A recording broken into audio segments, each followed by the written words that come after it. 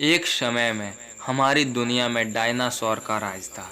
वे वहाँ चलते थे जहाँ हम आज चल रहे हैं। इस धरती पर सांसें ली और इस धरती पर लड़ाइयाँ लड़ी।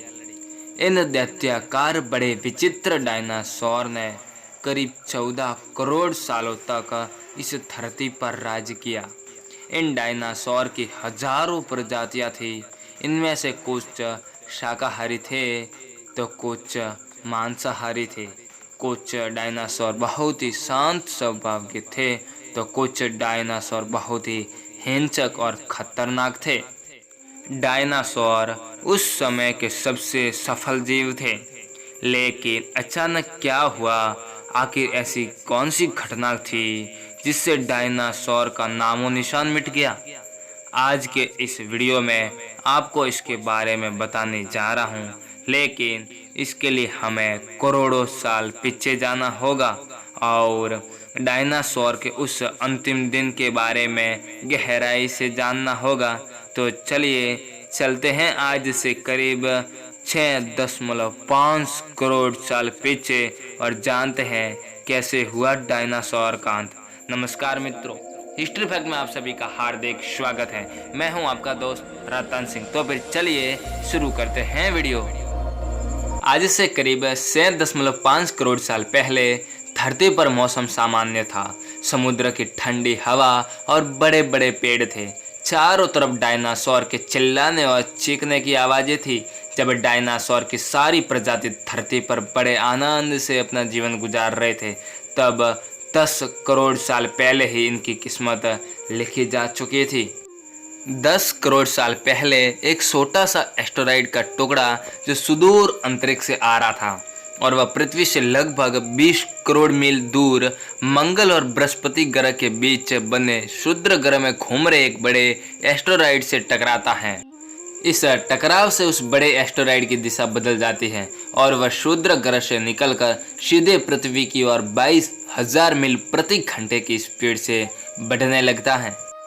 जब यह एस्टेरॉइड पृथ्वी से 3,84,000 किलोमीटर की दूरी पर था, तब धरती से शायद डायनासोर का अंत ना होता यदि यह एस्टेरॉइड पृथ्वी के उपग्रह चांद से टकराता।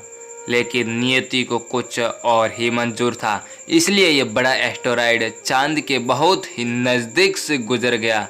40 किलोमीटर बड़ा ये एस्टेरॉइड हर सेकंड पृथ्वी के नज़दीक बढ़ रहा था।